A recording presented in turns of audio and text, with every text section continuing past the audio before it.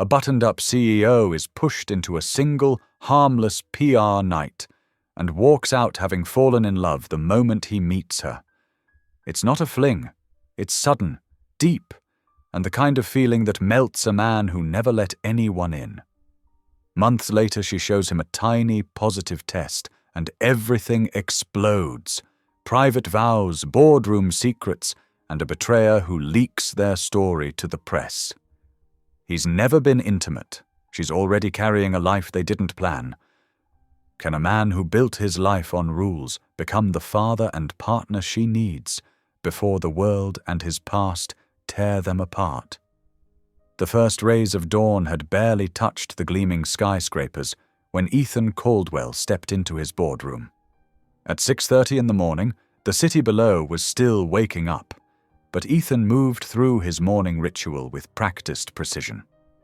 The glass walls of his office reflected his tall figure as he poured steaming black coffee into his favorite navy blue mug, the rich aroma filling the quiet space around him. He paused to gaze at the city awakening below.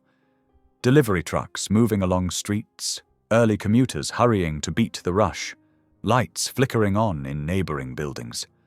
The stack of reports on his desk stood perfectly aligned, each corner matching the next with mathematical exactness. His fingers straightened an already straight pile, a habit born of his need for order. But it was the small wooden box beside them that drew his attention, its polished surface warm against the cool modernity of his desk. His fingers traced the smooth edges before carefully lifting the lid, the hinges making a soft creak that seemed loud in the morning stillness. Inside lay a single piece of paper, yellowed with age, the corners slightly frayed, containing words he'd written long ago in careful, determined handwriting. Ethan closed his eyes, and the memories washed over him like a sudden rain. He was 17 again, standing beneath a dark umbrella at his parents' funeral, raindrops mingling with tears he refused to acknowledge. The weight of unexpected responsibility had settled on his narrow shoulders that day. The loss had carved something deep inside him, a hollow space that he'd filled with a solemn promise. On that wrinkled paper, he'd pledged to live a life of purpose, to help others, to never let emotion cloud his judgment. That promise had shaped every decision since, guiding his education, his career choices, turning him into the controlled, disciplined man who now ran one of the city's largest charitable foundations. He ran his finger over the faded ink, feeling the indentations his younger self had pressed into the paper. Through college, through business school, through the early struggles of building the foundation, the promise had anchored him when uncertainty loomed. Carefully he placed the lid back on the box, a morning ritual that reminded him why each day mattered. The quiet morning peace shattered at 9 o'clock, when Miles' heart burst through the door, bringing with him the energy of a small hurricane. His tie was slightly crooked, his jacket unbuttoned, and a grin spread across his face like sunshine after a storm. "Morning, boss. Ready for some exciting news?" he announced, his voice filling every corner of the previously silent room. Ethan carefully closed the wooden box, sliding it to its designated position. "Miles, I have 3 board meetings today," he replied, his tone measured and calm, the perfect counterbalance to his friend's exuberance. Perfect timing, then. Miles dropped into a chair opposite Ethan, propping his feet on Ethan's pristine desk and leaving a small smudge that made Ethan's jaw tighten imperceptibly. "Because tonight, you're going to the Downtown Family Center fundraiser. The Caldwell Foundation is their biggest donor this year, and they're expecting the man himself to show up. About time you got out from behind this fortress of solitude." "I wasn't aware we had committed to attending," Ethan said, his voice level but with an edge of wariness. He reached for his calendar, flipping through it methodically. "There's nothing scheduled." "Oh, come on! The board's expecting you there. It's just a small event. Nice people, good cause, decent appetizers if we're lucky." Miles wiggled his eyebrows conspiratorially, leaning forward. Plus, their new coordinator is fantastic. Smart, dedicated, passion for community work. Exactly the kind of person you should meet. For purely professional reasons, of course. His grin suggested nothing purely professional about his intentions. Before Ethan could respond with what would certainly have been a firm refusal, Clara Nguyen entered the room, tablet in hand, her steps quiet and purposeful. Her presence brought a steadying energy to the charged atmosphere, like a gentle hand calming rough waters. "He's right, Ethan," she said, her voice gentle but firm, as she took her usual seat to Ethan's left. "The board has been asking about your personal involvement in our community projects, especially Donovan. He mentioned it twice in yesterday's finance meeting."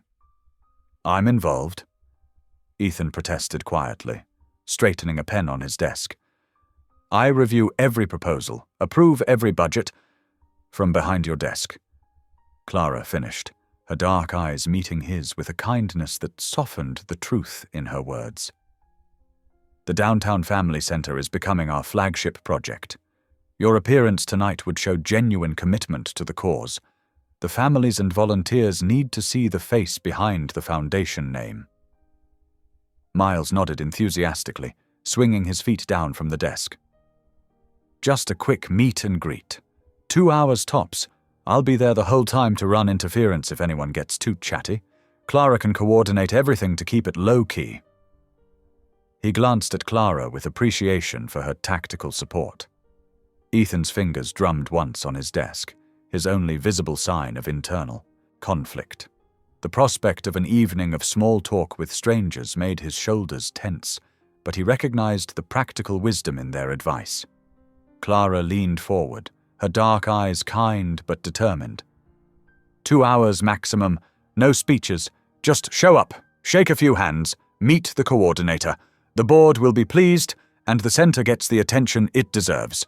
I've already confirmed your schedule is clear tonight." The morning sun now filled the office completely, streaming through the eastern windows, making the glass walls sparkle with golden light that cast long shadows across the carpeted floor. Ethan looked at his two most trusted advisors, Miles with his eager enthusiasm and boundless energy, and Clara with her practical wisdom and quiet strength. Then his gaze fell to the wooden box containing his old promise, helping others, making a difference. Perhaps some promises needed to be kept in new ways, beyond spreadsheets and budgets and boardroom decisions. Reaching for his phone, Ethan typed out a quick message, his thumbs moving with the same precision he applied to everything. "Fine. One night." He set the phone down with finality. Miles jumped up with a whoop of victory that echoed off the glass walls, while Clara simply smiled and made a note on her tablet, already mentally arranging the logistics.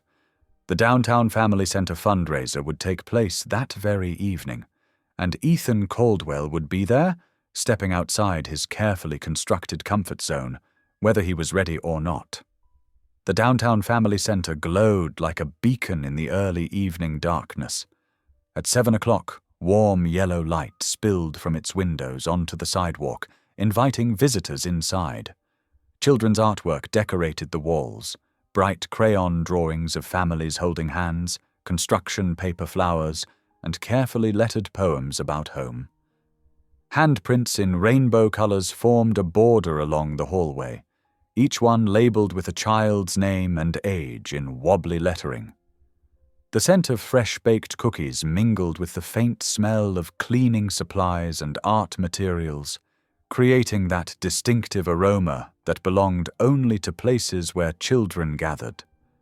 Maya Rivera moved through the space with quiet purpose, adjusting a plate of chocolate chip cookies on the refreshment table and straightening a stack of pamphlets.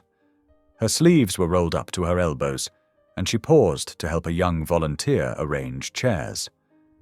This wasn't just another fundraiser to her, it was home. She tucked a strand of dark hair behind her ear, her eyes scanning the room for anything out of place, any detail that needed attention before their important visitors arrived. How's the lemonade supply holding up, Danny? She asked the teenage volunteer who'd been with the center for 3 summers now. Just made another pitcher, Ms. Rivera. Danny replied with a proud smile, gesturing toward the drink table.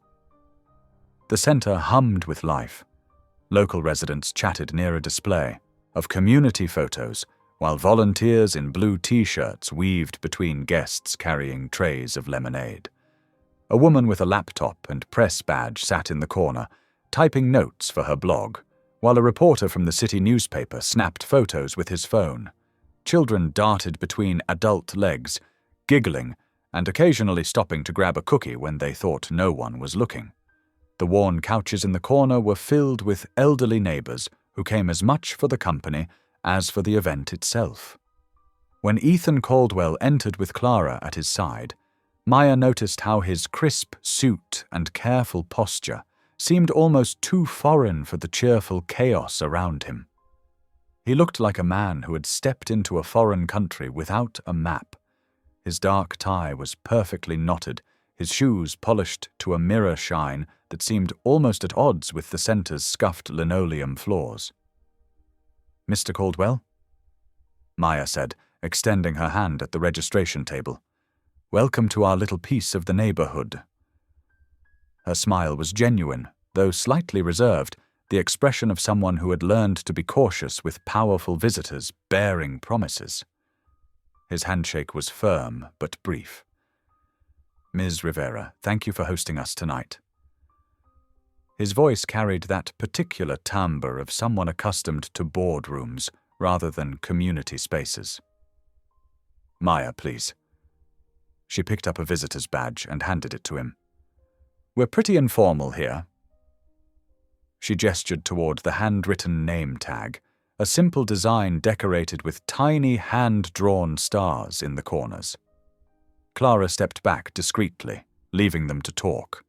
Her observant eyes took in the room, noting the worn furniture that had been carefully cleaned, the donated books arranged with loving care on makeshift shelves. The community blogger drifted closer, but maintained a respectful distance, her notebook poised to capture whatever might unfold. "Tell me," Maya said, gesturing to the bustling room, "what do you see when you look at our center?" Her question was gentle but direct, a subtle test of his perception. Ethan's response was measured, executive precise. "I see potential. The Foundation believes with proper funding and oversight—" "Oversight?" Maya's eyes sparkled with gentle challenge. "Mr. Caldwell, these families don't need oversight. They need support without strings attached." She tilted her head slightly, studying his reaction. "They need people who believe in them, not just in spreadsheets and outcome reports." A slight furrow appeared between his eyebrows. "The board has certain requirements—" "Come with me," Maya interrupted, starting down the hallway. "I want to show you something beyond what your reports can measure." They walked past rooms filled with after-school activities and parent support groups. Maya pointed out the computer lab, where residents could search for jobs, and the tiny library stocked with donated books. Children waved at Maya as they passed, their faces lighting up with recognition and trust. "Mrs. Chen there," Maya said quietly, nodding toward an elderly woman helping a child with homework. "Comes every Tuesday and Thursday, even though her arthritis makes it hard to climb our front steps. And that man by the bulletin board? He was homeless last year. Now he teaches our computer skills workshop." "This is our gratitude wall," she said, stopping at a large bulletin board covered in colorful notes. "Every message here is from someone whose life changed because of this place." The wall was a patchwork of different handwriting styles, some elegant, others childish scrawls, a few barely legible, but all heartfelt. Ethan stepped closer, reading. One note in elegant cursive caught his eye. "Thank you for giving Tommy a safe place to do his homework while I work late. June Carter." "June volunteers here now," Maya explained softly. "She teaches reading twice a week. Her voice carried a warmth that spoke of genuine connection rather than professional networking.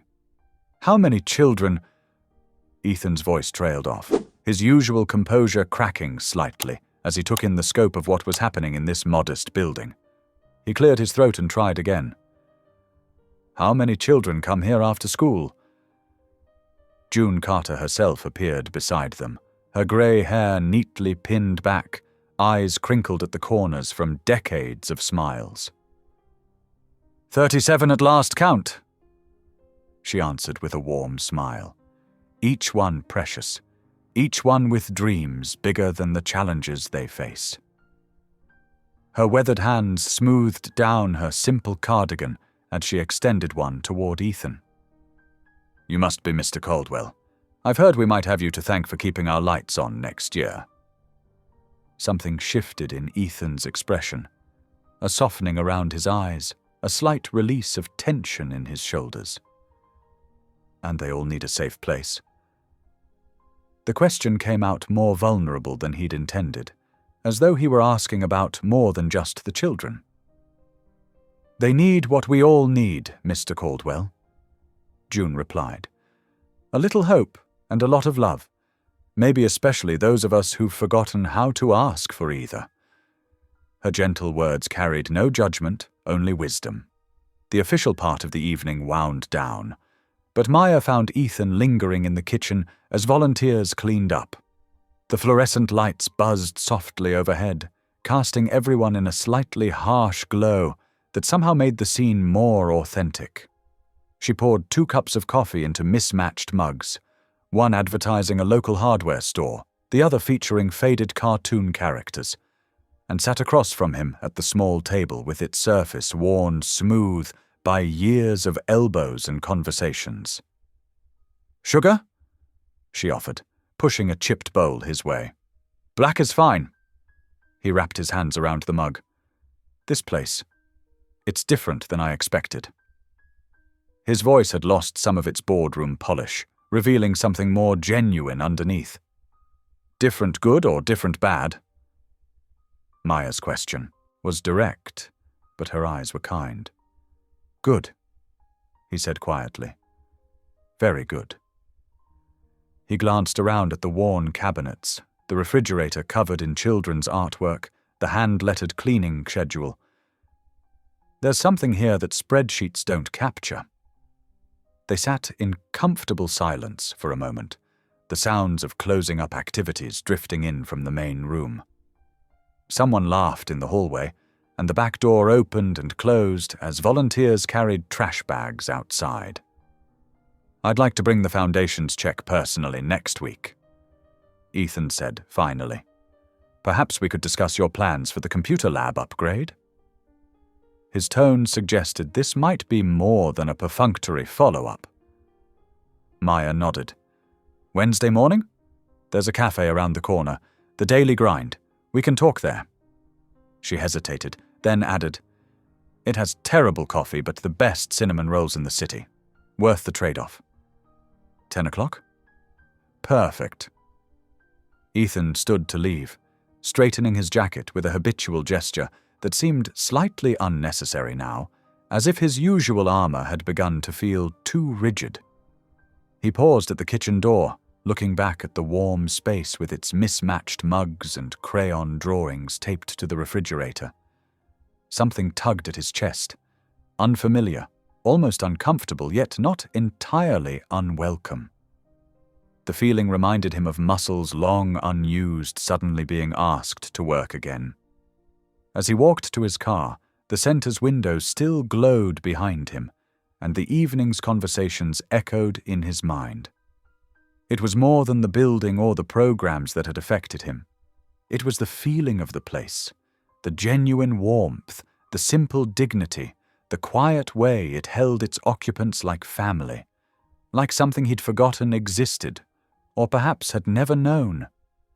In the distance, Clara waited patiently by the car, her silhouette familiar and reassuring against the darkening sky. But for the first time in longer than he could remember, Ethan felt slightly changed by the hours that had passed between arriving and leaving a place. The fluorescent lights of Caldwell Tower buzzed overhead as Ethan moved through his week. Board meetings filled his mornings, while afternoons stretched into evening conference calls with investors across time zones. His calendar was packed with the usual rhythms of corporate life: signing documents, reviewing quarterly projections, and fielding endless emails. The familiar weight of responsibility settled across his shoulders as he navigated from one obligation to the next, his Mont Blanc pen moving efficiently across documents that would impact hundreds of employees. But between these familiar tasks, his mind kept drifting to the warmth of the family center and a pair of kind eyes that had seen past his careful exterior. The memory would come at odd moments, during a budget meeting or while waiting for his car, and he'd find himself wondering what Maya was doing right then. Clara had noticed his distraction, offering him a knowing smile when he'd asked her to find a local cafe for his meeting with Maya. Something casual, he'd specified, nowhere that screamed corporate power lunch. She'd nodded and handed him the address without comment, but her eyes held a gentle approval that made him feel both seen and slightly uncomfortable. The Bell Street Cafe was nothing like his usual sleek downtown haunts. Mismatched chairs clustered around wooden tables, worn smooth by years of elbows and coffee cups. The walls were painted a cheerful yellow, adorned with local artwork and faded photographs of neighborhood scenes. A bookshelf in the corner held dog-eared paperbacks with a handwritten sign reading, "Take one, leave one." When Ethan pushed open the door, a little bell tinkled overhead, and the rich aroma of fresh coffee wrapped around him like a welcome. Maya was already there, her dark hair swept back in a casual knot, wearing a simple green sweater that brought out flecks of amber in her eyes, looking perfectly at home among the regulars. "Over here." She waved from a sunny corner table, sunlight streaming through the window catching on her silver earrings.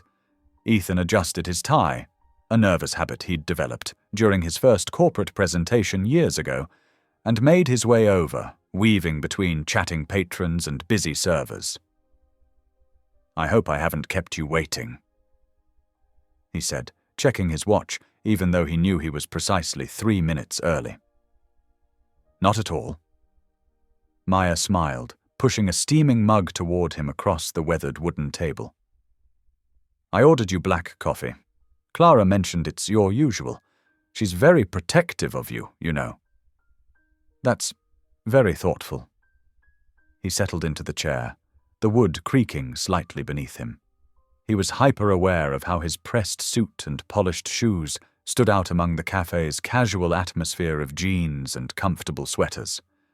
A barista in a plaid shirt nodded hello to Maya as he passed with a tray of pastries. "I'm afraid I'm not very good at this. At drinking coffee." Maya's eyes sparkled with gentle teasing, the corners crinkling in a way that suggested she smiled often and meant it. "At casual meetings." He wrapped his hands around the warm mug, appreciating its solid earthenware simplicity compared to the delicate porcelain used in his executive dining room. "Most of my appointments involve PowerPoint presentations and profit margins, quarterly reports and strategic planning sessions. Well, lucky for you, I have zero interest in PowerPoint." She took a sip of her tea, a fragrant herbal blend that smelled of cinnamon and oranges. A small honey jar sat beside her cup, a wooden dipper resting across its top. "Tell me something that's not in your corporate bio, something you enjoy that would surprise people who only know CEO Ethan." Ethan thought for a moment, absently running his thumb along the mug's smooth handle. "I build model ships in bottles. It's precise work. Helps me think. I have a small workbench by the window in my apartment where I spend Sunday mornings when I can." Now that I wouldn't have guessed. Maya leaned forward, genuine interest lighting her features. She rested her chin on her hand, her bracelet sliding down her wrist. "How did you start? It seems so intricate." "My grandfather taught me." The memory softened his voice, transported him back to sunny afternoons in a cluttered garage that smelled of wood shavings and pipe tobacco. We'd work together every weekend until I went to college. He said sometimes the smallest details matter most. That patience reveals beauty others might miss. They fell into an easy rhythm of conversation, the bustling cafe fading into a pleasant background hum. Maya told him about learning to cook from her abuela, describing Sunday mornings filled with the scent of simmering sofrito and the sound of stories told over chopping boards. She spoke about the community garden she'd started behind the center, how the neighborhood children had named each tomato plant and celebrated when the first green beans appeared. Ethan found himself relaxing into her warmth, the way she listened without judgment, how her laugh seemed to come from someplace genuine and unguarded. Want to walk for a bit? Maya suggested when their cups were empty, the foam long since dissolved into memory. She gathered her worn leather bag, stuffing a notebook inside. There's a nice park just down the street. It's got these amazing old oak trees that turn the perfect shade of russet this time of year. The autumn air was crisp outside, leaves crunching under their feet as they strolled along the sidewalk. Occasional gusts sent crimson and gold swirling around their ankles. Maya pulled her cardigan closer around her shoulders, tucking her hands into the sleeves. The center became home after my mum left, she said quietly, her gaze fixed on the path ahead. I was 19, trying to figure out life while suddenly managing bills and an empty apartment, and these amazing volunteers showed me what family could really mean. Ms. Harriet teaching me to balance a checkbook. Old Mr. Jenkins fixing my leaky sink without making me feel helpless. Now I get to do that for others. Create that safety net I needed. Ethan nodded, understanding more than he could say. His hand brushed the spot where he usually kept his wooden box, a gesture so habitual he rarely noticed it anymore. I made a promise once, he said carefully, about using what I had to help others. It's private, but it changed everything. Set the course for decisions I've made since. They paused at a crosswalk, waiting for the light to change. Maya stepped off the curb just as a cyclist whizzed past, too close and too fast. Ethan's hand shot out instinctively, steadying her elbow. The touch was brief, but it sent an unexpected warmth through his chest, radiating outward like ripples in still water. Maya's quick intake of breath and the way her eyes darted to meet his suggested she'd felt it too. Moving to cover his reaction, Ethan took a sip of his to-go coffee that the barista had insisted on giving them, for the road, and promptly spilled it down his silk tie. Maya's laugh rang out, bright and genuine, startling a nearby pigeon into flight. Here. She dug a napkin from her purse, the kind she'd grabbed extra of from the cafe counter. Now you look less corporate and more human, perfectly imperfect. Is that an improvement? He asked, dabbing at the spreading brown stain, surprised to find himself smiling at the mishap rather than feeling annoyed. Definitely. Her smile was warm, reaching all the way to her eyes as she watched him struggle with the napkin. Speaking of looking more human, would you be interested in helping out at the center? We could use an extra pair of hands with the after-school programs. No boardroom experience required, just a willingness to be present. Ethan found himself nodding before he could overthink it, before his usual careful analysis could kick in. I'd like that. What did you have in mind? The words felt right as they left his mouth, despite being so far from his usual commitments. We run art classes every Wednesday morning for the preschoolers.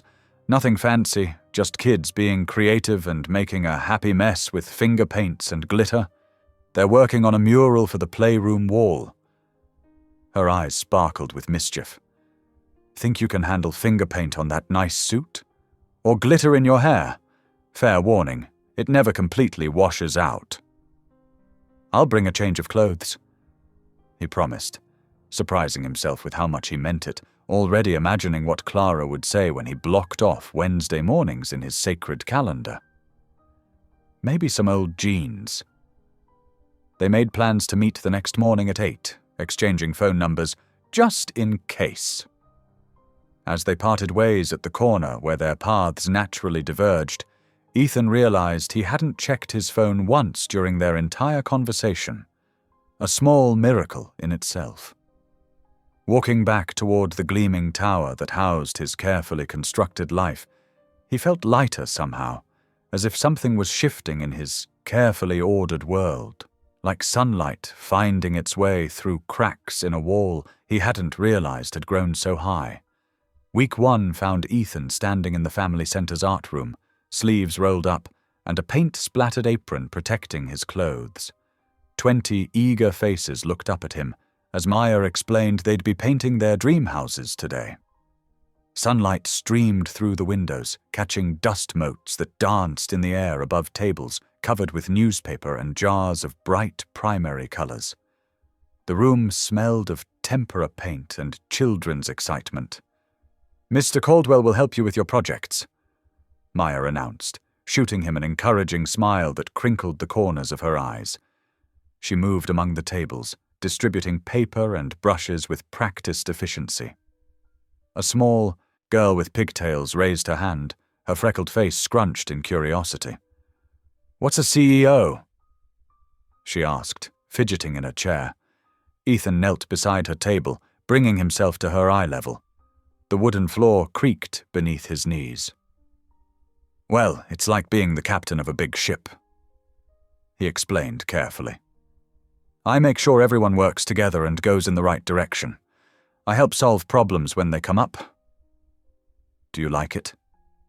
she asked, dipping her brush in yellow paint. A drop splashed onto the newspaper, spreading like a tiny sunburst. "I do," he answered honestly, surprising himself with his candor. "But this—" He gestured to the bright room full of children, their faces intent on their creations, small tongues poking out in concentration. "This might be more fun." The girl grinned at him before attacking her paper with enthusiastic yellow strokes. Week 2 brought the center's monthly potluck. Ethan arrived with store-bought cookies still in their plastic container, feeling self-conscious until Maya laughed and put him to work serving punch. The community room buzzed with conversation and the clinking of utensils against mismatched plates. "Not everything needs a strategic plan," she teased when he started organizing the dessert table by size and type, methodically arranging brownies next to cupcakes and fruit tarts in their own section. "Sometimes chaos is okay." Her hand brushed his as she rearranged his careful work, mixing chocolate chip cookies with oatmeal ones. June Carter appeared at his elbow with a knowing smile, her silver hair neatly pinned back. She carried a ceramic dish that smelled of cinnamon and nutmeg. "She's right, you know," June said, placing her contribution among his carefully ordered rows. "Life's sweetest moments rarely come with an agenda. The unexpected joys are what we remember." Week 3 had Ethan in jeans and a t-shirt, wrestling with a stubborn pipe under the storage room sink.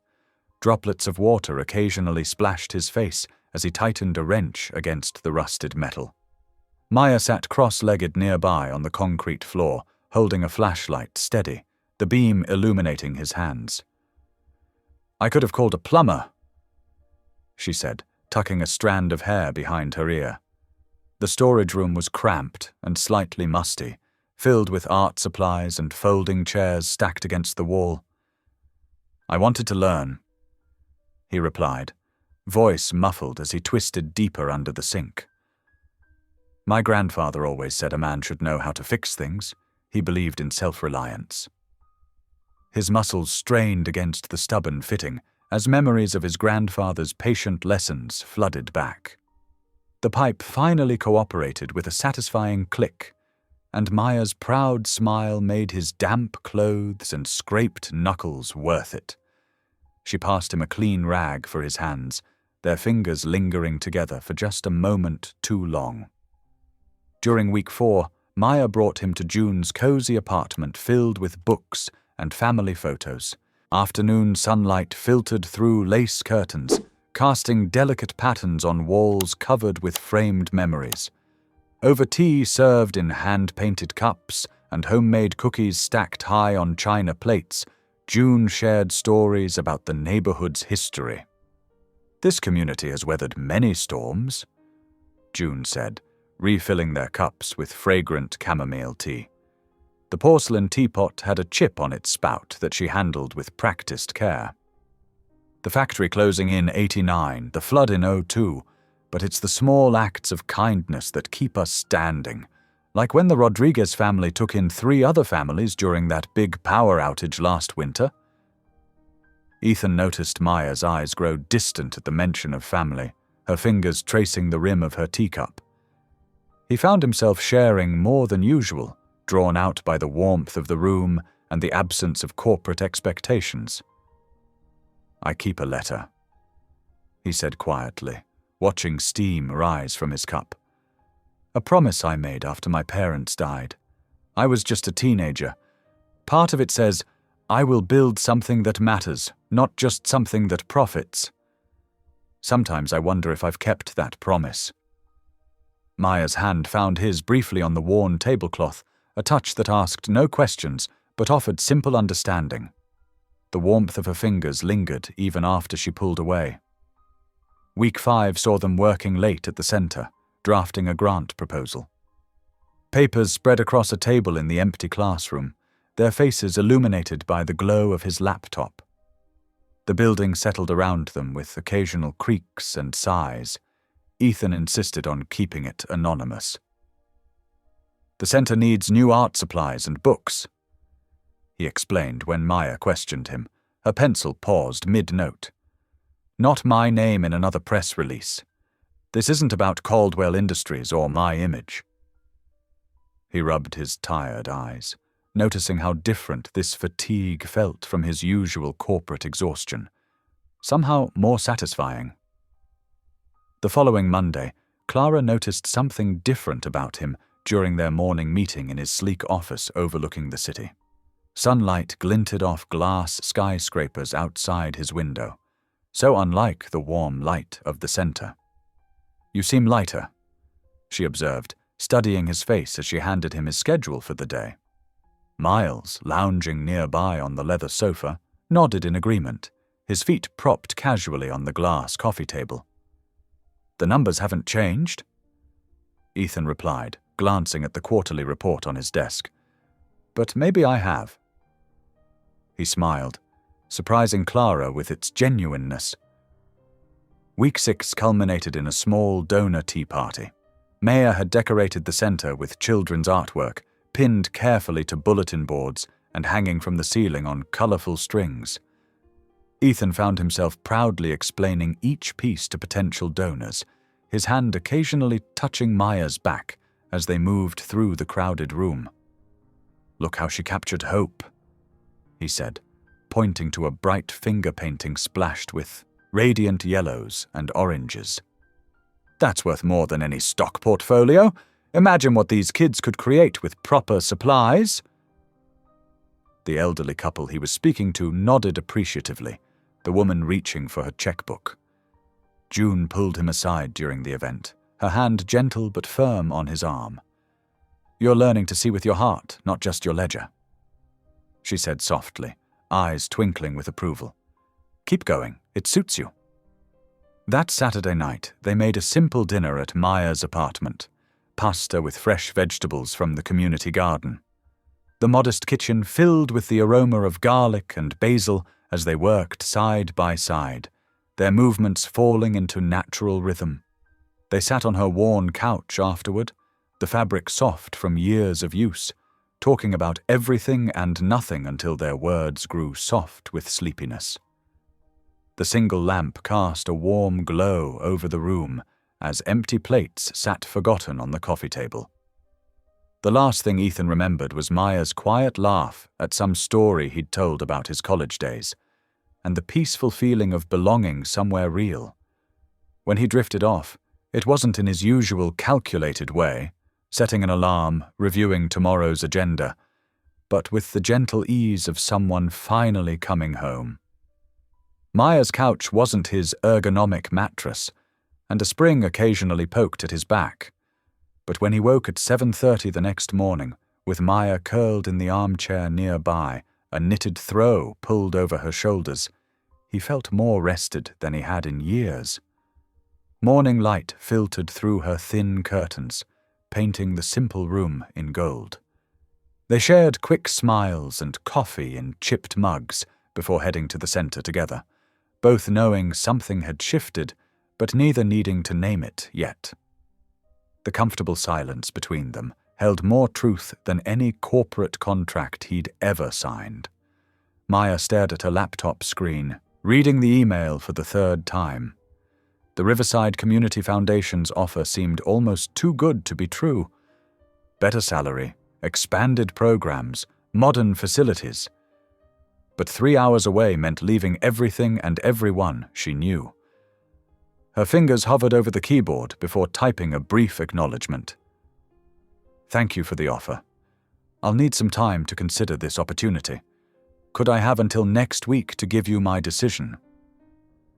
The reply came quickly. "Of course, we look forward to hearing from you by next Monday." Maya reached for her phone, scrolling to June's number. The older woman answered on the second ring. "June, do you have a minute to talk?" "For you. Always, dear." Maya's voice wavered slightly. "I just got a job offer. It's a big one. Tell me everything," June said warmly. As Maya explained the details, she paced her small office, past the wall of children's artwork and the worn desk where she'd spent countless hours writing grants and planning programs. "The salary is almost double what I make now," Maya continued. "They have state-of-the-art facilities, corporate partnerships, everything I've dreamed of having here. But it's not home," June finished gently. "No, it's not." Maya sank into her chair. "I'd have to leave the center, the kids, the neighborhood. You." "And Ethan?" June's question was careful, non-judgmental. Maya's silence spoke volumes. "Give yourself time to think," June advised. "The right answer will come." The afternoon dissolved into a blur of phone calls and meetings. Maya found herself going through the motions of her daily routine while her mind churned with possibilities. She watched the children at their after-school programs, knowing each face, each story. How could she leave them? At 5 o'clock, she drove to June's apartment, needing the comfort of her mentor's presence. June was waiting with hot tea and understanding. "I should be excited," Maya admitted, curled up in June's familiar armchair. "It's everything I've worked for professionally, but my heart feels heavy." June nodded thoughtfully. "Sometimes the hardest choices are between two good things. Have you told Ethan yet?" "Not yet. We're meeting for a walk after he finishes work tomorrow." Maya traced the rim of her teacup. "I'm afraid of how he'll react." "That young man cares for you deeply," June observed. "Give him a chance to show it." The next evening, Maya waited on their usual bench in the park. Ethan appeared right on schedule, his tie loosened, jacket slung over his arm. His smile faded when he saw her expression. "What's wrong?" Maya took a deep breath. "I received a job offer yesterday. From the Riverside Community Foundation." Ethan's face went still. That's 3 hours away." "Yes." They walked in silence for several minutes, their footsteps crunching on the gravel path. Maya could feel the tension in Ethan's shoulders, the careful way he was controlling his breathing. "When would you have to leave?" His voice was carefully neutral. "They want an answer by Monday.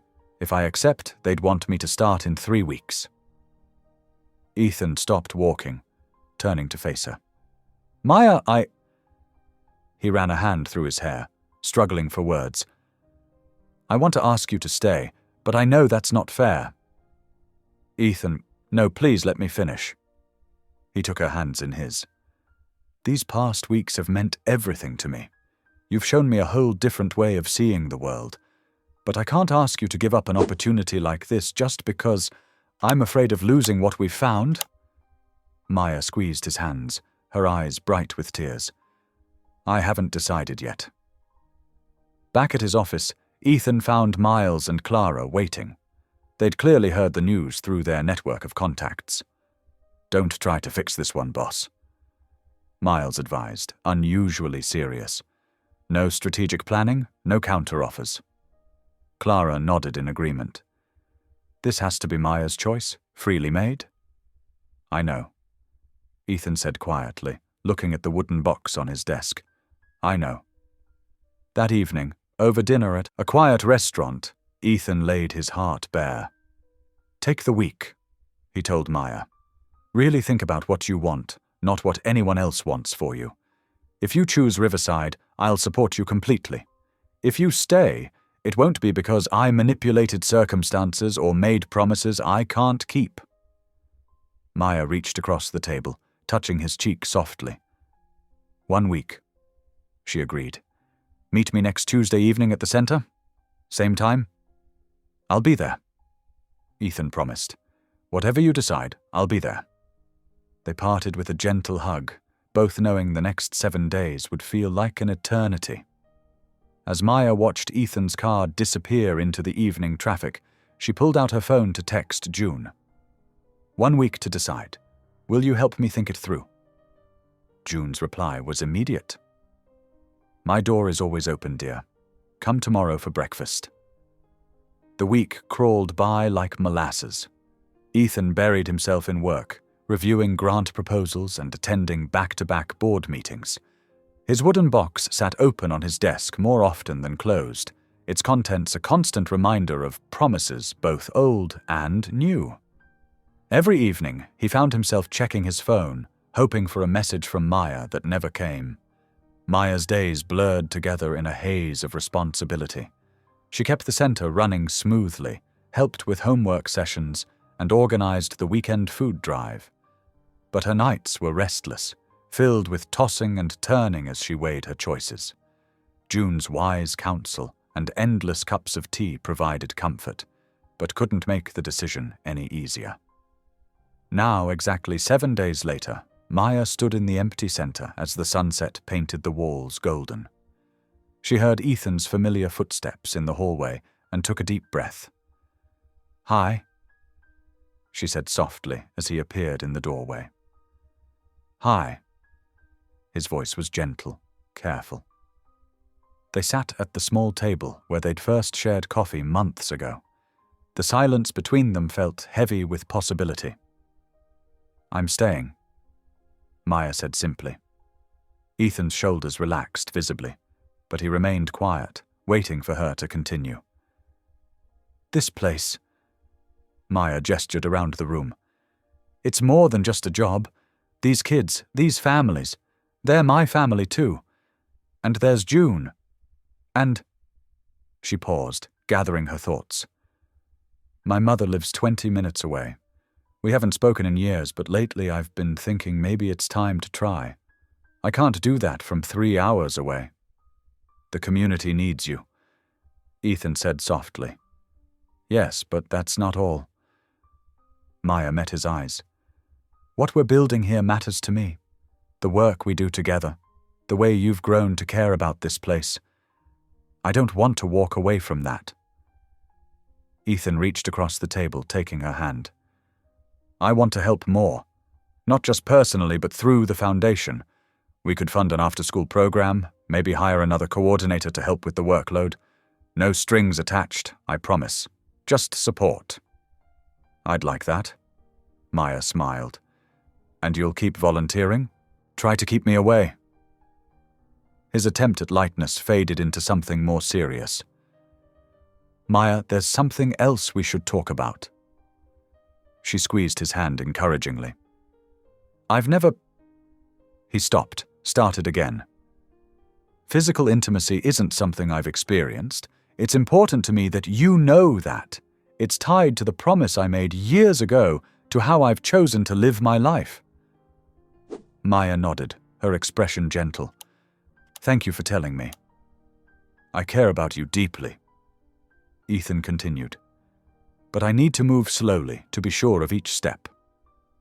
We don't need labels or timelines, Maya assured him. What matters is the work we do here, the trust we're building. The rest will follow in its own time. Relief washed over Ethan's face. So we'll keep working together? Building this place up? Yes. Maya smiled. Sunday breakfasts? And Wednesday volunteer shifts. Ethan added. And I'd like to call you in the evenings, when work is done. Just to talk. I'd like that too. They sat in comfortable silence as darkness settled outside, their joined hands a bridge across the table, their shared purpose filling the room with quiet certainty.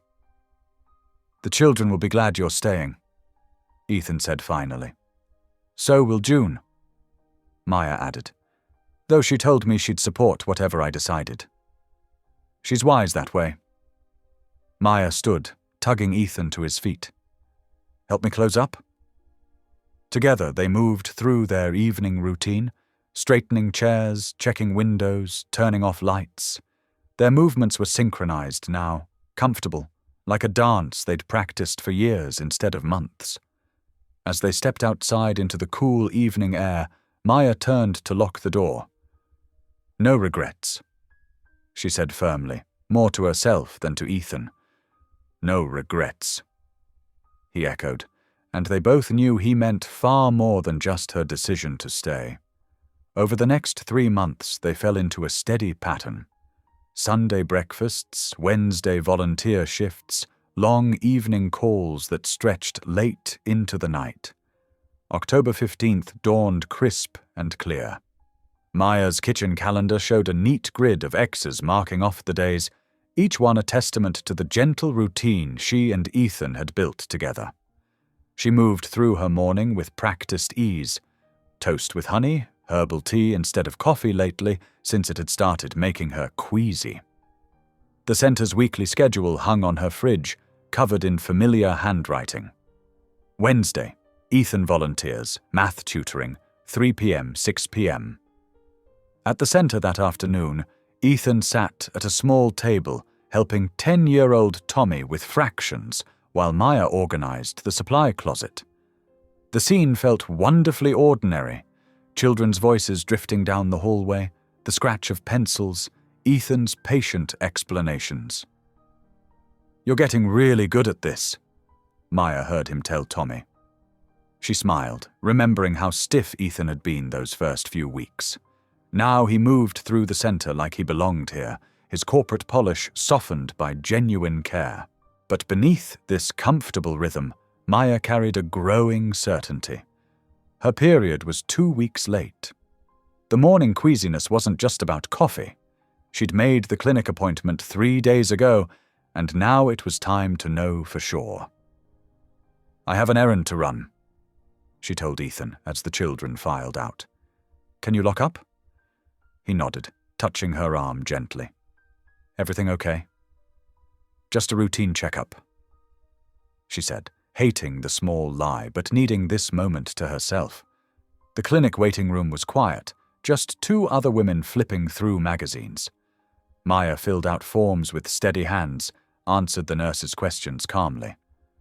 But when the doctor confirmed what she already knew, Maya's composure cracked.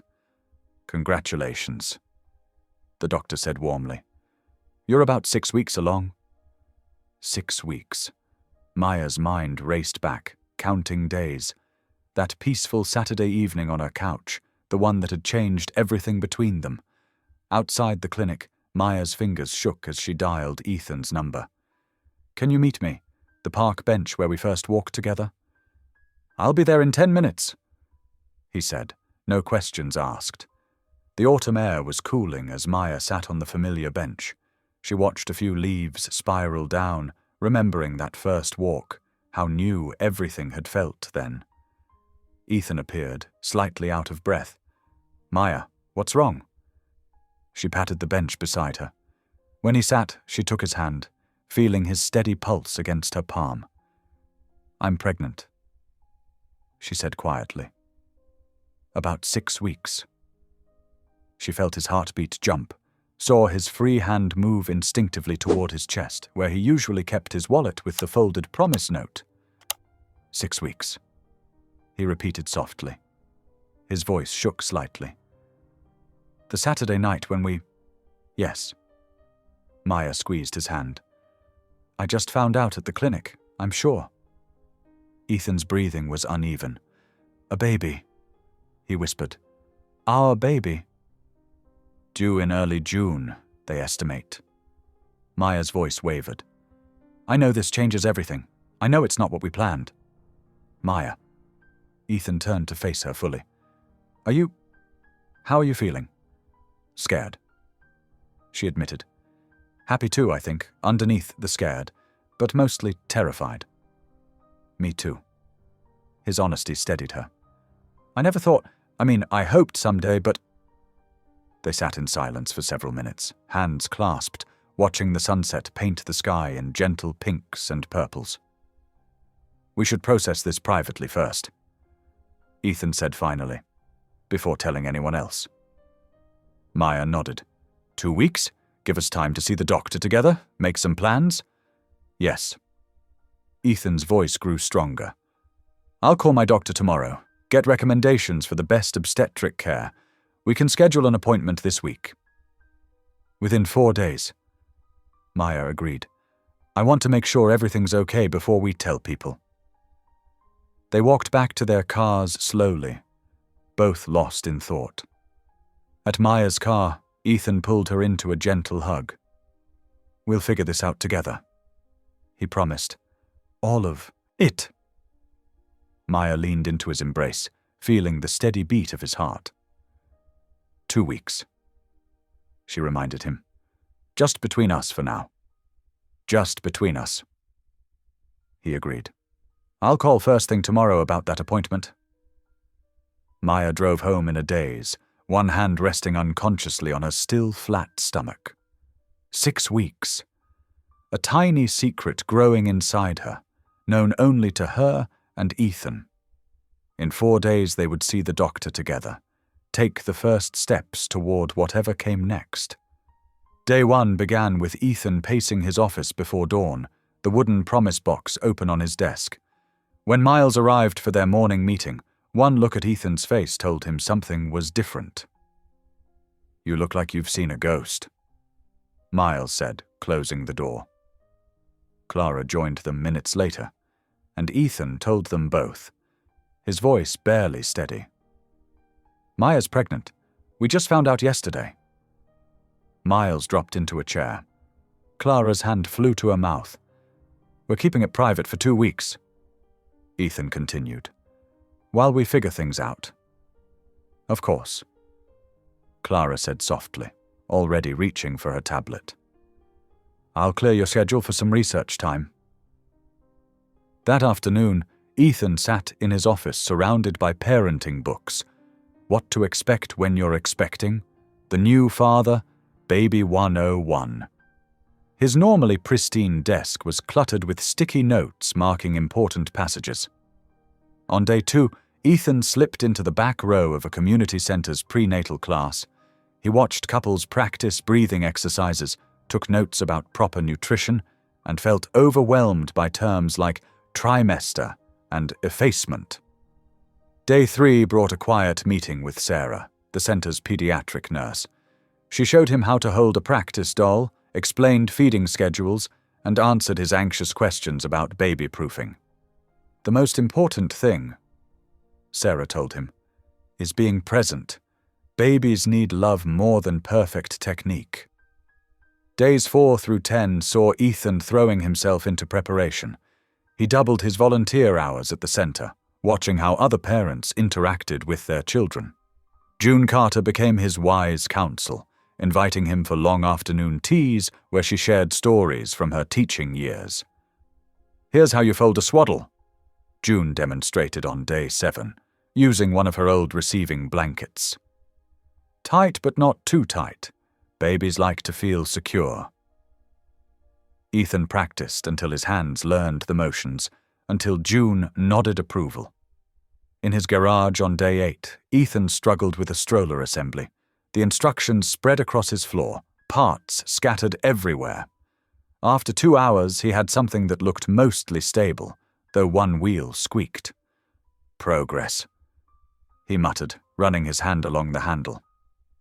Days 11 through 14 brought their first real challenges as a couple. Maya bristled when Ethan suggested hiring a PR firm to manage the eventual announcement. "This isn't a corporate merger," she said sharply. "It's our child." Their second argument erupted when Maya found Ethan's extensive spreadsheet of baby gear research, complete with ROI calculations. "You can't optimize parenthood," she told him, frustrated. "Sometimes you just have to feel your way through." That evening, they sat in Maya's small kitchen, the tension heavy between them. "I'm terrified," Ethan admitted finally, "of failing, of not being good enough at this." Maya's face softened. "Me too. But we don't have to be perfect. We just have to be present. I promise to slow down," he said, "to learn patience."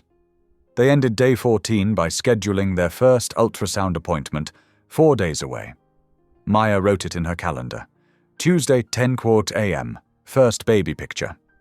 Ethan stared at the entry, reality settling deeper into his bones. In 4 days, they would see their child for the first time.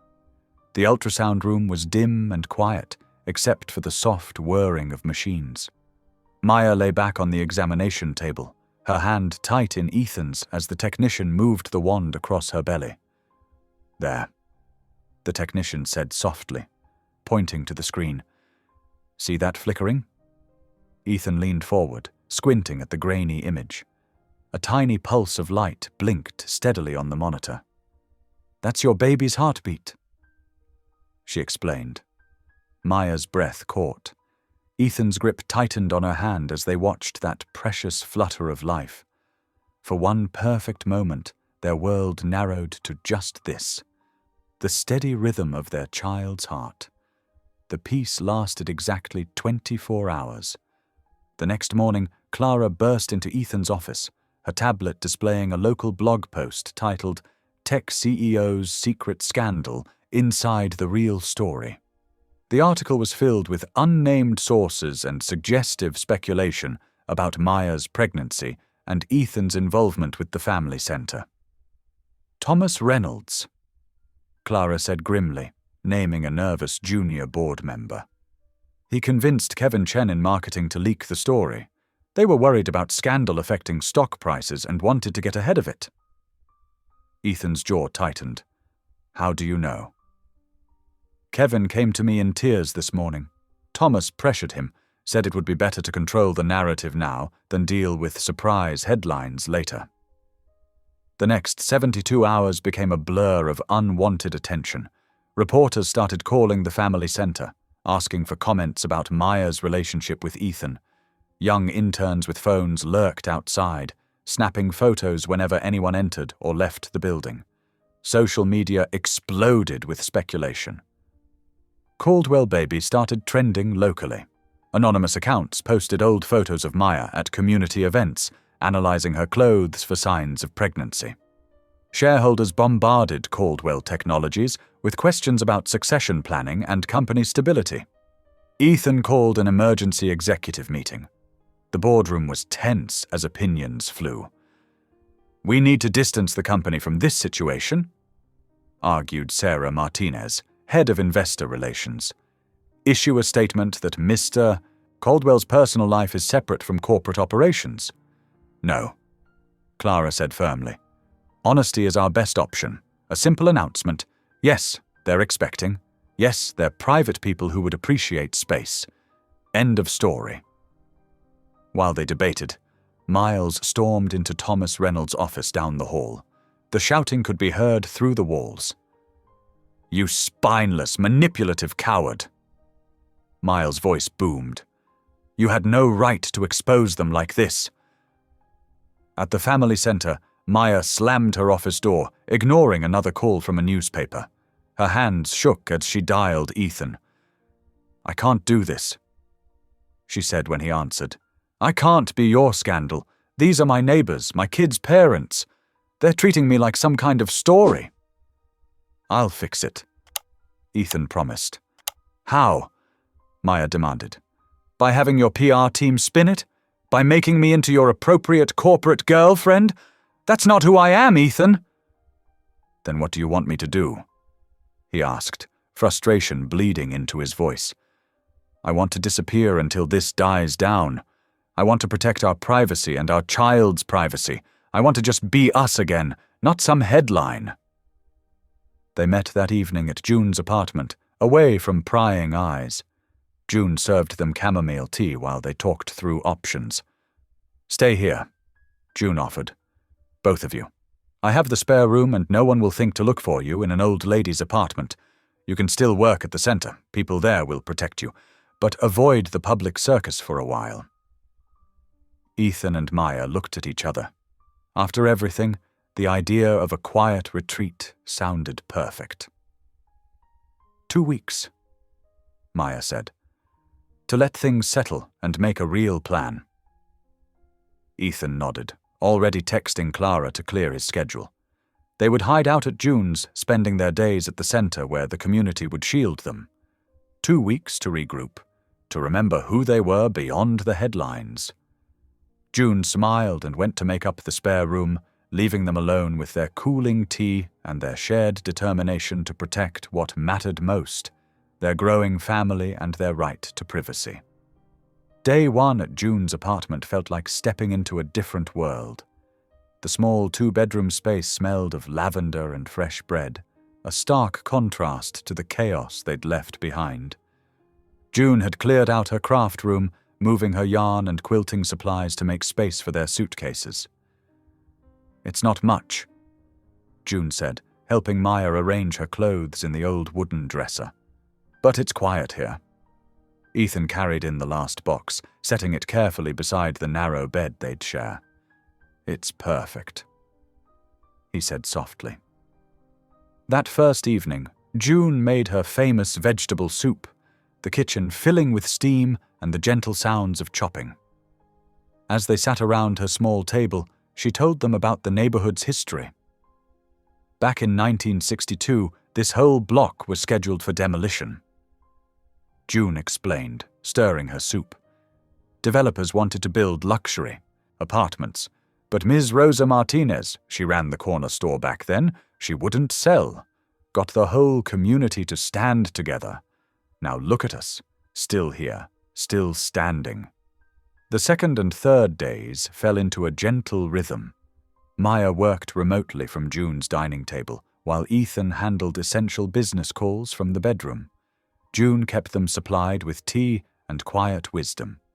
On day 4, Ethan walked into the family center through the back entrance. Instead of his usual suit, he wore jeans and an old t-shirt.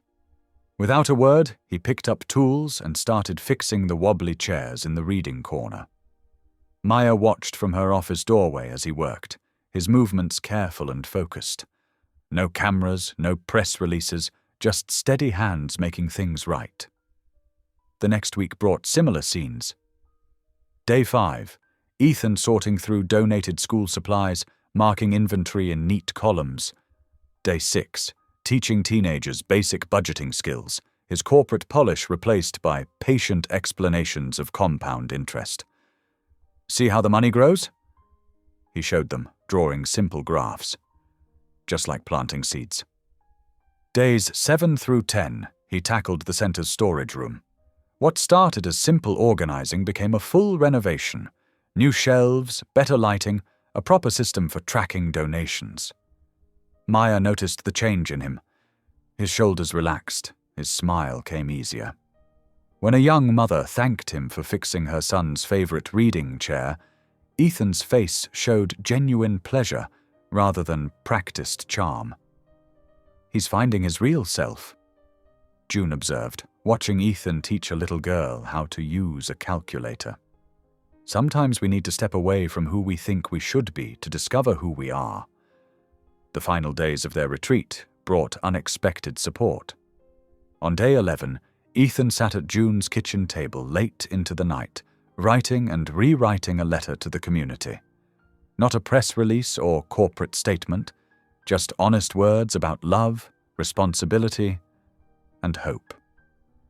"Keep this safe," he told Clara when he handed it to her the next morning. "We'll know when it's time."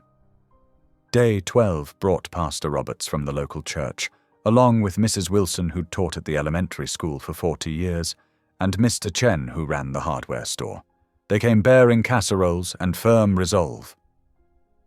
"This community protects its own," Pastor Roberts said simply. "When you're ready to face the world again, you won't stand alone." The 13th day, Maya found Ethan sitting with June, learning to swaddle a baby using one of her old quilts. His large hands were awkward but gentle with the soft fabric. "Like this?" he asked, tucking the corners carefully. "Just like that." June smiled. "You're learning." On their finals evening of sanctuary, they sat in June's living room making plans. Maya called her doctor's office, scheduling another prenatal checkup for 3 days later. They needed to continue proper monitoring, despite everything else. 9:45 on Monday morning. Maya confirmed, marking it in her calendar. She looked at Ethan. "Ready to face the world again?" He reached for her hand, his grip steady and sure. 2 weeks of quiet service had changed something in him. The polished CEO was still there, but now there was something more, something real and grounded. "Together," he said simply. June watched them from her rocking chair, her knitting needles clicking softly in the peaceful moment. Outside, the neighborhood settled into evening, protecting its own. The waiting room at Dr. Wilson's office felt different this time. Maya's hand gripped Ethan's tighter as they waited. 3 days had passed since their retreat at June's, and the morning sun cast long shadows through the blinds. "Maya Rivera," the nurse called, clipboard in hand.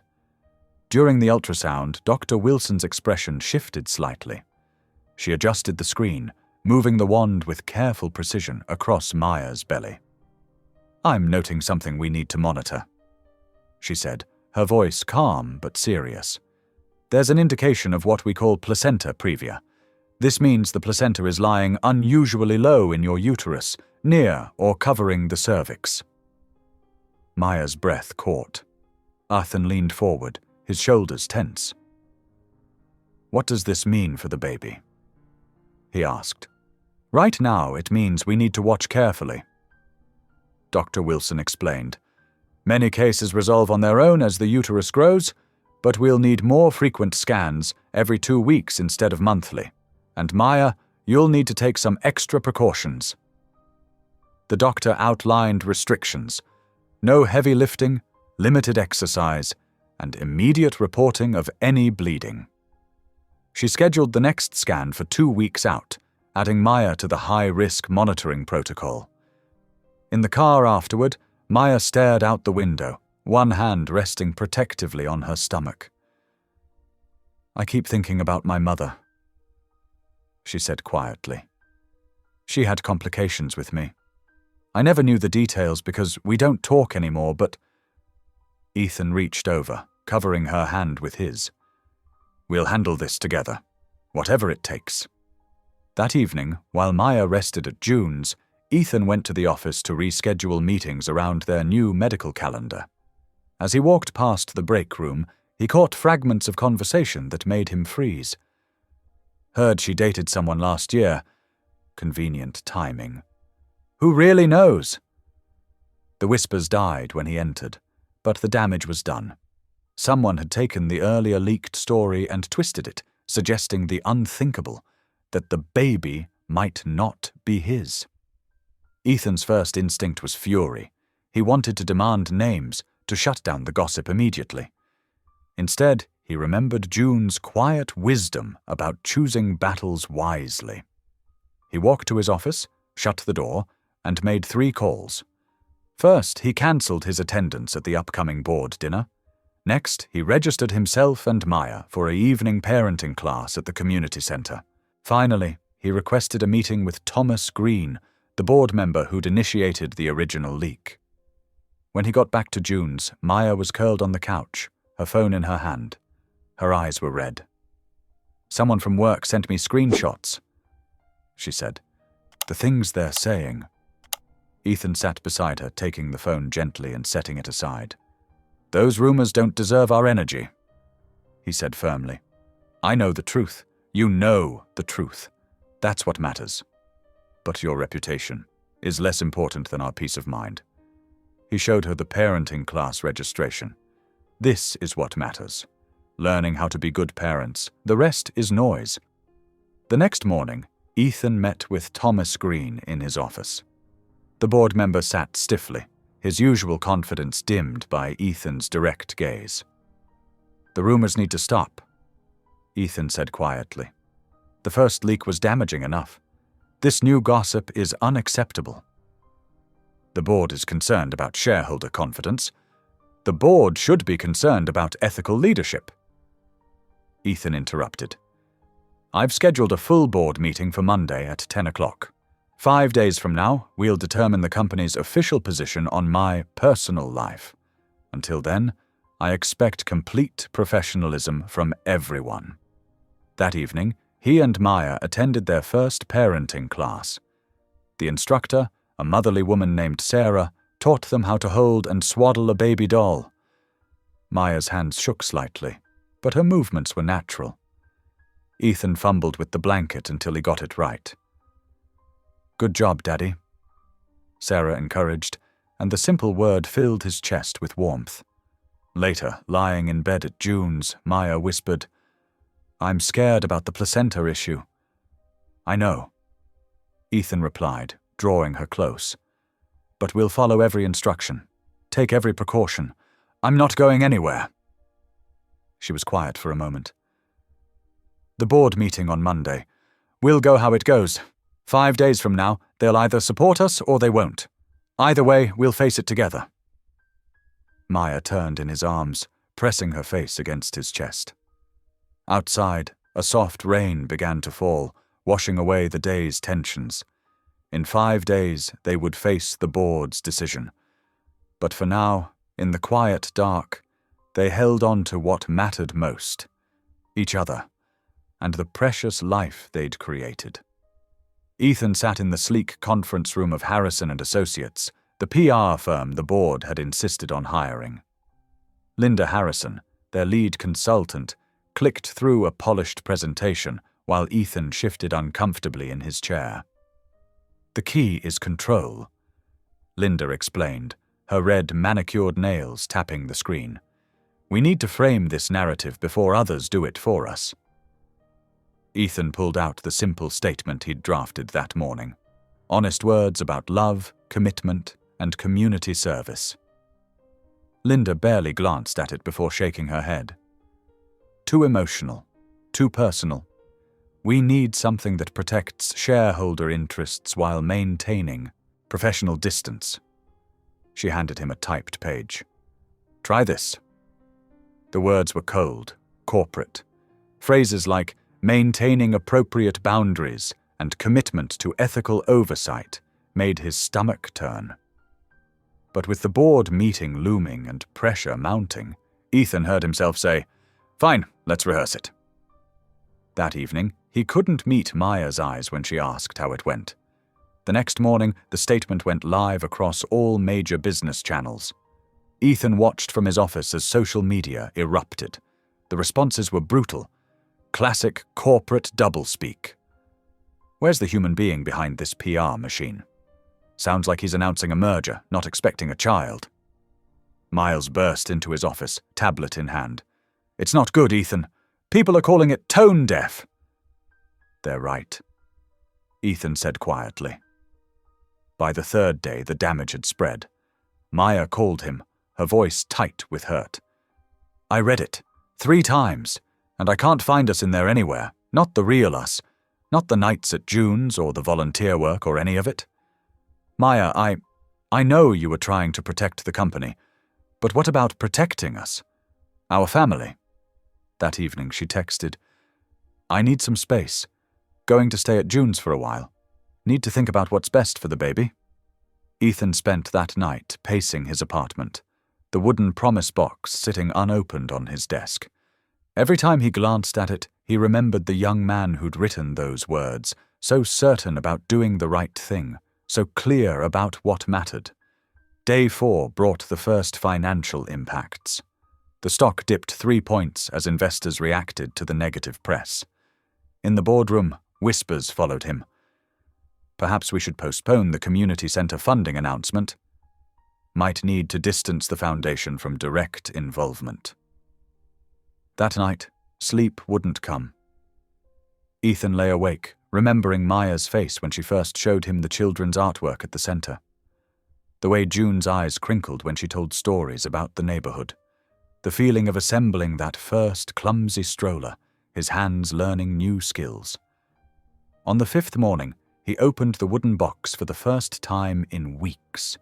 The paper inside was worn soft with age, the words still clear. I promise to live with purpose, to help others, to be worthy of trust. He'd thought he was keeping that promise through careful corporate stewardship. But somewhere along the way, he'd confused control with care. The morning light streamed through his office windows as he sat at his desk. The promise note spread before him. His phone buzzed with messages from Linda Harrison about damage control strategies and narrative adjustment. He ignored them all. Instead, he pulled out a fresh sheet of paper and began to write down every small moment of truth from the past months. Teaching kids about budgeting at the center, June's quiet wisdom over tea, Maya's strength when facing the pregnancy. Complications. The real story, not the sanitized version. The week ahead stretched before him. 7 days to prove through actions, not words, that he could be the man who'd written that young promise. 7 days to show Maya, the community, and himself what really mattered. He carefully folded the original promise note and placed it back in the box. Dawn was breaking over the city, painting the sky in shades of hope. Ethan straightened his tie, picked up his keys, and headed for the door. He had work to do. Real work, honest work, and not a moment to waste. The industrial kitchen's fluorescent lights hummed overhead as Ethan rolled up his sleeves and plunged his hands into soapy water. Steam rose from the sink as he scrubbed dried oatmeal from a massive pot. "You're holding that scrubber all wrong, young man," Mrs. Chen called from where she was drying dishes. "Here, like this." She demonstrated with arthritic hands, and Ethan adjusted his grip. For 3 hours he washed pots, wiped counters, and listened to the seniors share stories between bites of morning toast. No cameras, no press releases, just the quiet rhythm of necessary work. Day 2. When June mentioned Mrs. Patterson's leaking roof, Ethan made a single phone call to his contractor. By afternoon, the elderly woman had new shingles and better insulation. "Let us take a photo for the newsletter," the contractor suggested. Ethan shook his head. "No need. Just make sure she stays warm." Day 3. The support circle gathered in the center's main room, 6 expectant fathers from the neighborhood sitting awkwardly in folding chairs. Ethan had invited local dad Marcus Williams to lead the discussion. "I don't have any fancy slides," Ethan admitted, his hands fidgeting. "But I thought maybe we could talk about what scares us most about becoming fathers." One by one, the men began to share. Their voices grew stronger as the evening deepened. Day 4, Rosa's small house needed work. That much was clear from the sagging gutters and loose tiles. Ethan arrived with his toolbox, not his checkbook. "I don't need charity," Rosa said sharply from her porch. "Not charity, just a neighbor helping out." He pointed to the loose tile. "Mind if I take a look?" 3 hours later, they shared coffee at her kitchen table. Her eyes were softer when she asked about Maya. Day 5. The financial planning workshop wasn't fancy. Just Ethan with a whiteboard and honest advice about budgeting for baby supplies. "What if we can't afford everything at once?" a young mother asked. "Then we start small," Ethan replied. And we help each other. That's what community means. Day 6. The letter took him hours to write. He crossed out corporate phrases and wrote from his heart instead. Maya, I lost my way trying to control everything. But you and this baby have taught me that love isn't about control. It's about showing up every day, even when it's messy. I'm learning, I'm trying, and I'll keep trying, whether you decide to give me another chance or not. He sealed it and handed it to June, who tucked it into her sweater pocket without a word. Day 7. The small Italian restaurant was quiet, just a few tables occupied. Maya looked tired, but beautiful in her simple dress. Ethan's hands shook as he pulled out her chair. I've been watching, she said softly. These past days, seeing you at the center, hearing how you talked to those fathers, what you did for my mum's roof. I needed to prove it, not with words, but with actions. I know. She reached across the table and took his hand. And I'm sorry, too. For not giving you space to figure things out, we both got scared. They talked until the restaurant closed, about the baby, about trust, about building something real away from the spotlight. As they walked to her car, Maya stopped. June gave me your letter, she said. It was honest, real, like I want us to be. They spent the next hour planning a simple gathering. No press releases, no corporate sponsors, just neighbors sharing coffee and truth in the center's main room, where their story had begun. 2 days, Maya said, squeezing his hand. Let's show them who we really are. Ethan nodded, feeling the weight of his wooden box at home, knowing that young man's promise was finally being kept in the way that mattered most. The autumn sun warmed the center's main room as neighbors arrived carrying covered dishes and paper plates. Homemade signs decorated the walls. Community support circle and welcome friends. The scent of fresh coffee and Mrs. Chen's famous apple pie filled the air. Maya adjusted a vase of wild flowers on the welcome table, her hands trembling slightly. Are you sure about this? She asked Ethan. No speeches written by PR firms, no corporate agenda, just us and our neighbors. He touched her shoulder gently. That's all we need. June moved through the crowd like a quiet conductor, introducing people, refilling coffee cups, making sure everyone felt welcomed. The local reporters, just 3 of them from neighborhood papers, sat casually at a folding table, notepads open, but pens still. Clara and Miles arrived together, dressed in casual clothes instead of business suits. They joined a group of seniors playing cards near the window. Miles dealt himself into their game, while Clara helped arrange more chairs. Look who's here, June murmured to Maya, nodding towards the door. Rosa stood uncertainly in the doorway, clutching a worn casserole dish.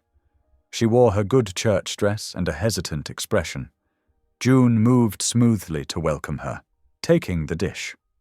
Perfect timing, June said warmly. We need more food on the dessert table. Maya, would you show your mother where to put this? Maya's throat tightened as she crossed the room.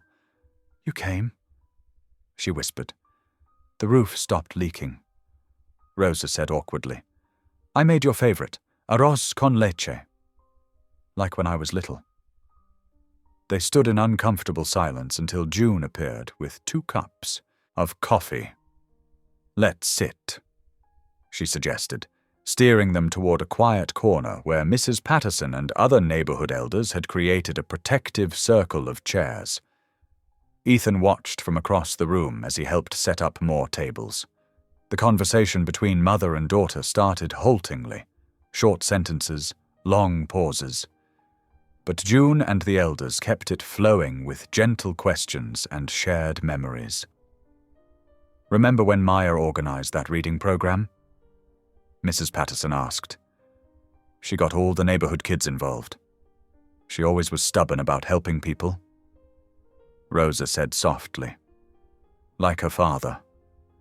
Maya's hands tightened around her coffee cup. You never talk about him. because it reminds me of my mistakes. Rosa's voice cracked. When he died, I got lost, worked too much, left you alone too often. It was easier than facing the grief. I needed you, Maya said. I know. Rosa's eyes filled with tears. I was wrong, so wrong. And then when you grew up strong without me, I was too proud to admit how much I'd failed you. June touched both their hands. The past shapes us, she said, but it doesn't have to define our future.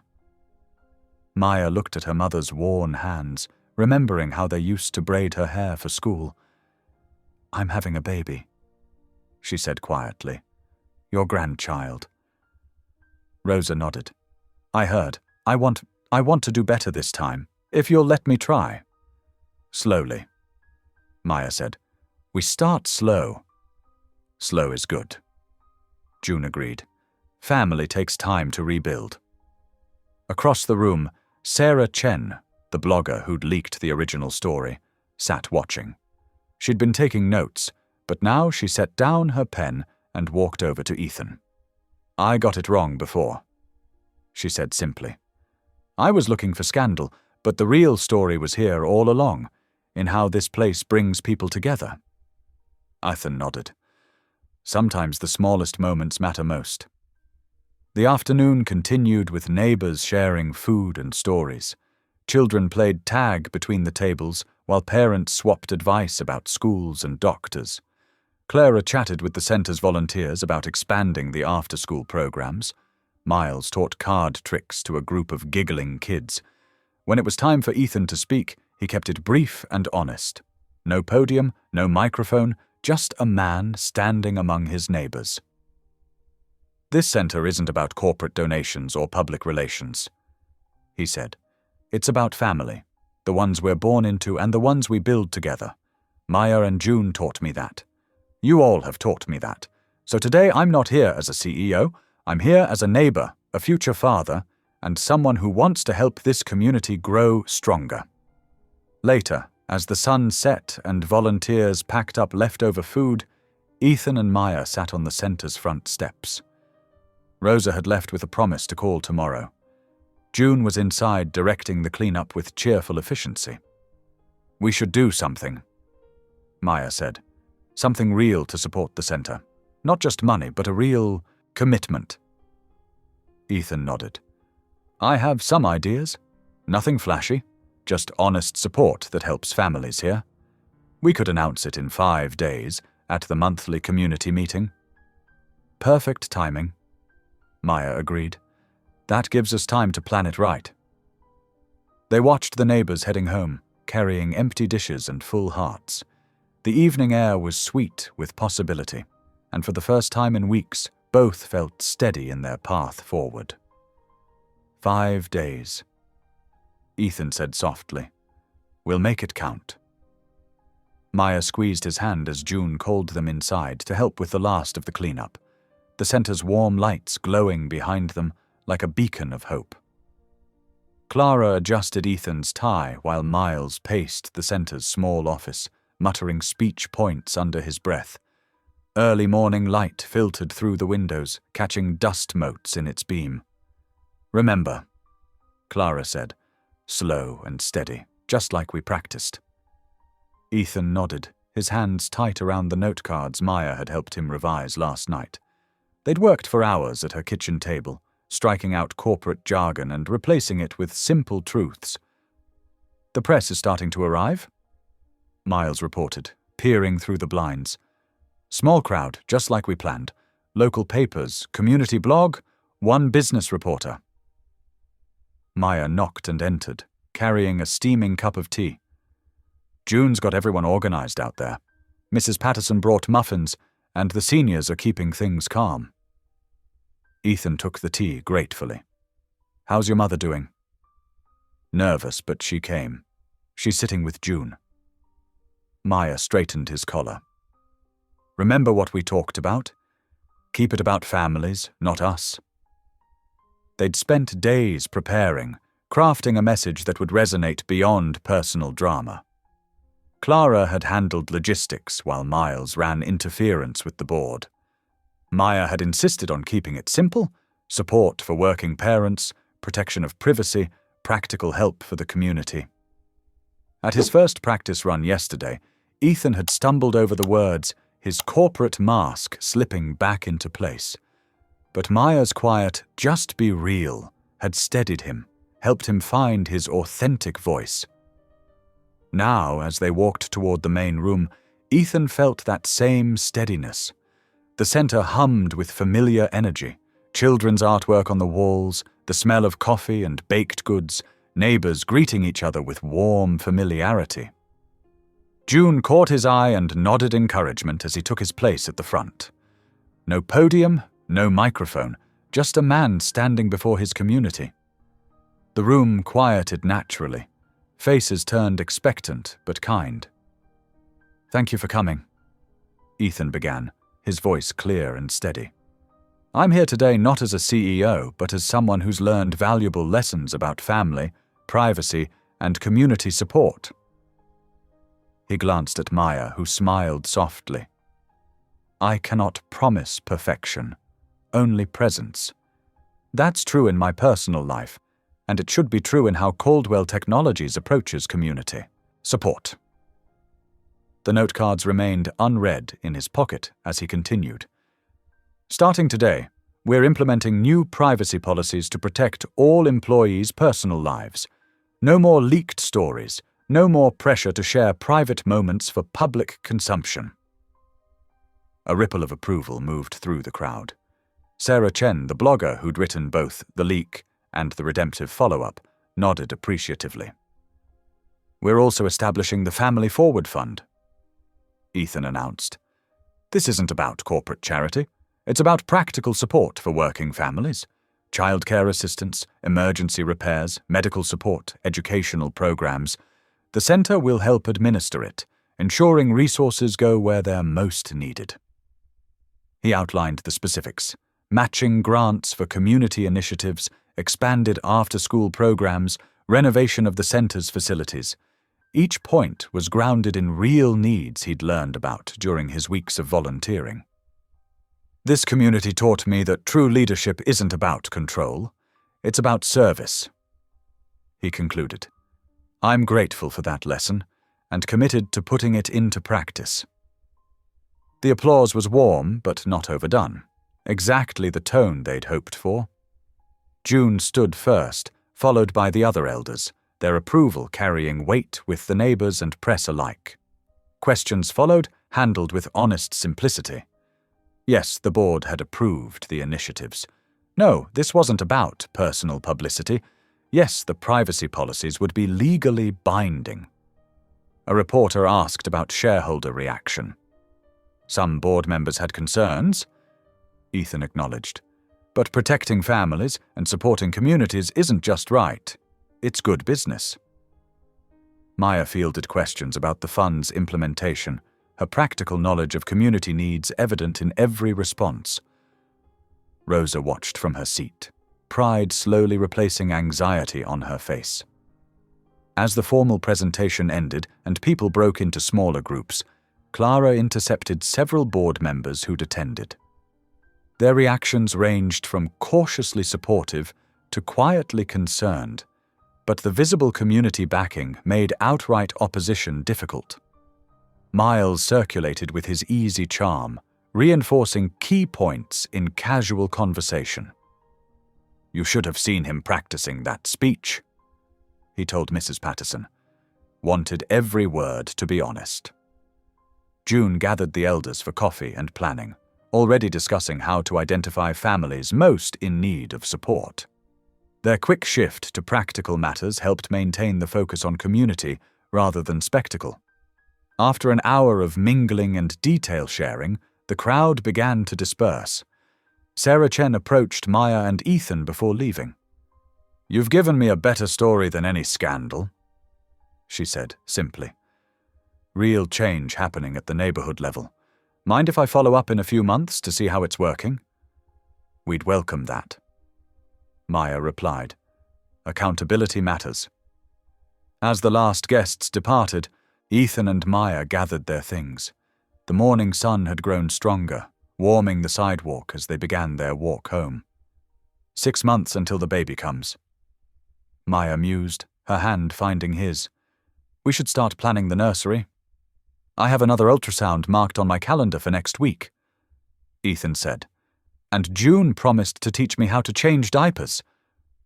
Maya laughed. One step at a time. First, we need to clear out that spare room and pick paint colors. They walked on, discussing practical details, which furniture to move, whether to install new shelving, when to start shopping for essentials. The kind of normal, everyday conversation that felt like a gift after weeks of public scrutiny.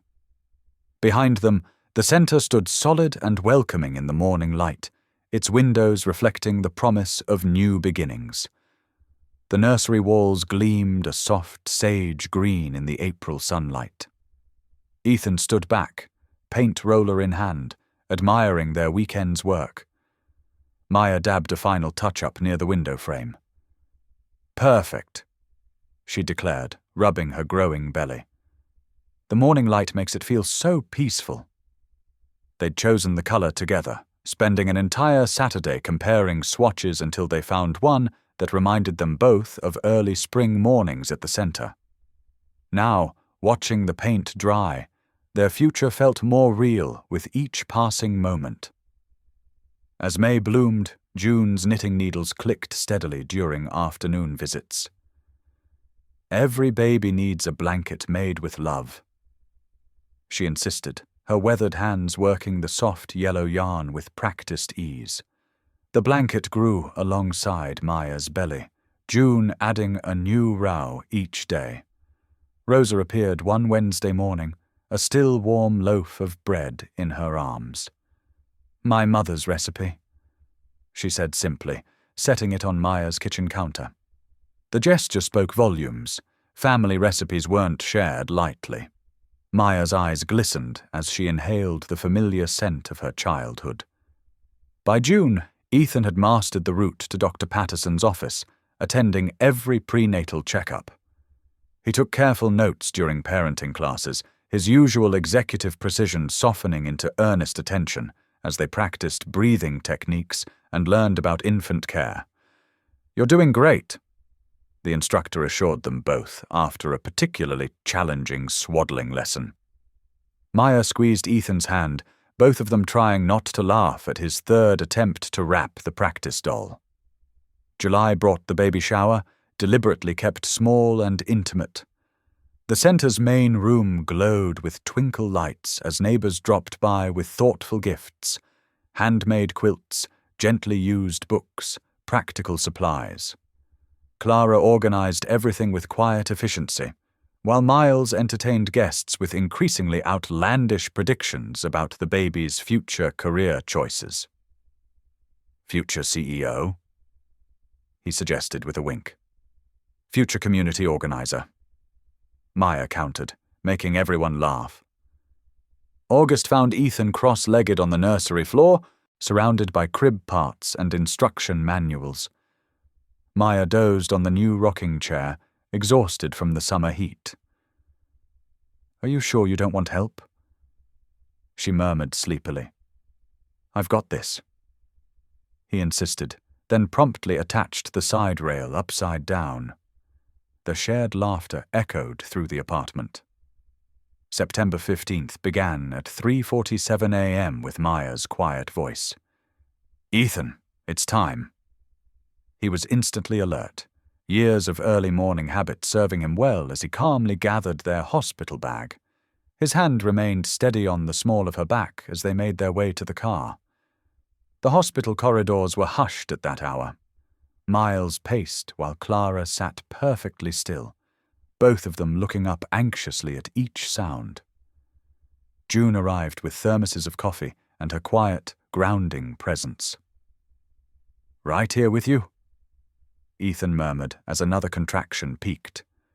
Maya gripped his hand, her face focused and determined. The medical team moved with practiced efficiency. Dr. Patterson's calm voice, nurses checking monitors, everything proceeding with reassuring routine. "I see the head," Dr. Patterson announced. "One more push, Maya." At 7:23 a.m., their daughter arrived with a strong cry. Ethan cut the cord with trembling hands, then watched in wonder as she was placed in Maya's arms.